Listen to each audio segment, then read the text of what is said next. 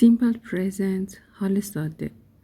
مهمترین زمان، کاربردی ترین زمان در زبان انگلیسی همین simple present یا حال ساده است. Part 1. قسمت اولش. ساده ترین چیز توی زبان انگلیسی این مدلش هست. اول باید to be verbs ها رو یاد بگیرید. to be verb ها چی هستند؟ am، is و are. این سه تا رو بهشون میگیم to be verbs. حتما باید اینها رو بلد باشی. یه سری جملات کاربردی و پایه توی زبان انگلیسی با این سه تا to be verb ساخته میشن. مثل you are a student. You are a student. یعنی تو یک دانش آموز هستی. همیشه هم این a رو قبل از یه دانش آموز، یه معلم، یه دکتر، یه نقاش، یه نجار بیارید. I am a teacher. من یک معلم هستم. She، او، خانوم هست یه دکتر. اون یه دکتره. حتما اینها رو باید دقت کنید و به این سه تا میگیم to be verbs. to be verb. این ساده ترین در زمان حال ساده است که باید یادشون بگیرید. حالا کامل چیا هستن؟ you، I، she، یه دونه he هم به اینها اضافه کنید. it به مفردها singular، they و we به جمعها اضافه کنید. اینا پایه ترین و ساده ترین چیزهای زمان حال ساده است. حالا اینا رو بیاین سوالیشون کنید باید چیکار کنید؟ منفیشون کنین باید چیکار کنین؟ برای منفی کردن توضیح دادم. برای منفی ساختنشون not رو به همین to be verb ها اضافه میکنین. مثلا جملات بالا you are، یه not بعد از to be verb میخوایم. You are not a student. توی دانش آموز نیستی. I am not a teacher. من یک معلم نیستم.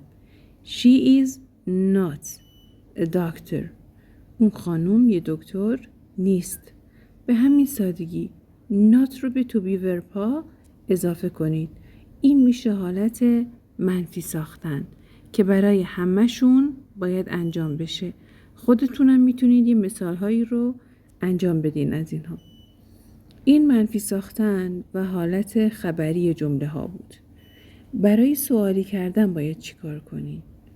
باید to be verbتون رو ببرین به ابتدای جمله و she، he، it، they، اینها که بهشون میگیم subject یا فاعل توی انگلیسی بیاریدشون به ابتدای به بعد از to be verb.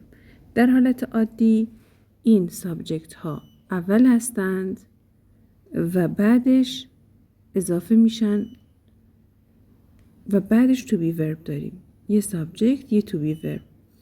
برای سوالی کردن to be verb ها رو میبرین ابتدای جمله و subject رو میاریم به قسمت دوم جمله. For example، مثالتون You are not a student میشه negative form، حالت منفی. نگاه کنید ناتمون رو بعد از to be verb آوردیم. ولی question form حالت سوالی is she a doctor. آیا اون خانم یه دکتره؟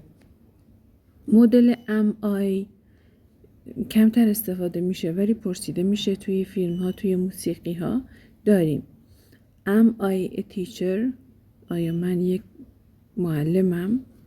You are a student. Are you a student؟ آیا تو یک دانش آموزی؟ که جوابش معمولا چون از خودت پرسیده میشه شبیه فارسی.